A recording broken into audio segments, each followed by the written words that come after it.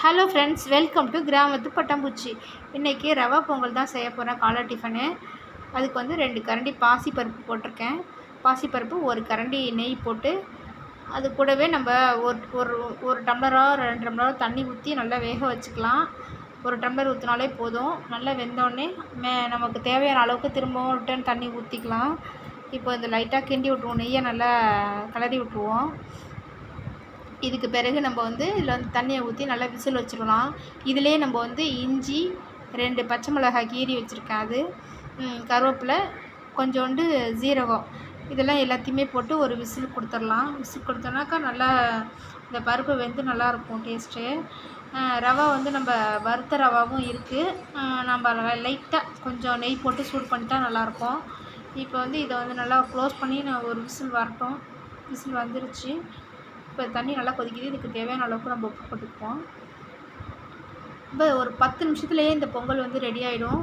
ஒரு டக்குன்னு ஒரு டிஃபன் செய்யணும் அப்படின்னாக்கா இந்த ரவா பொங்கல் தான் நான் சூஸ் பண்ணுவேன்.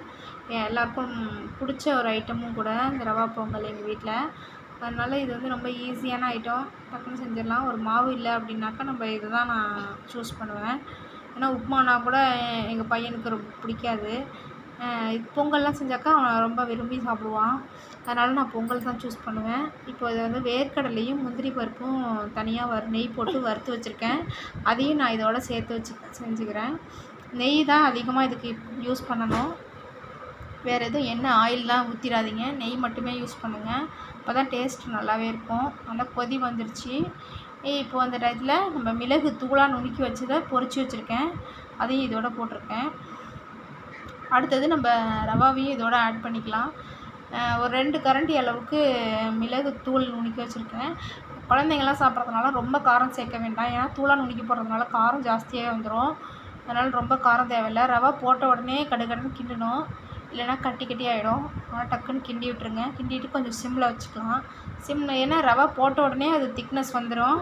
அதனால் நம்ம வந்து கிண்டிக்குவோம். நம்ம இதை நல்லா கெட்டியாகிடுச்சு. இப்போது ரெடி ஆகிடுச்சு. ஒரு 2 நிமிஷத்தில் தான் அந்த ரவா போட்டு 2 நிமிஷத்தில் ரெடி ஆகிடும். சூப்பராக இருக்குது. இது மேலே ஒரு தலையில் கொஞ்சோண்டு நெய் போட்டோம்னா பக்காவாக இருக்கும். சாப்பிட்றதுக்கும் இன்னும் கொஞ்சம் டேஸ்ட் கிடைக்கும். இதுக்கு தேங்காய் சட்னி தான் காம்பினேஷன். சூப்பராக இருக்கும். அடிஷ்னலாக சாம்பாரும் சேர்த்து வச்சுக்கிட்டோம்னா இன்னும் நல்லாயிருக்கும். ஓகே ஃப்ரெண்ட்ஸ், பாய். என்னோடய சேனலுக்கு லைக் பண்ணுங்கள், சப்ஸ்கிரைப் பண்ண மறந்துடாதீங்க. டாடா.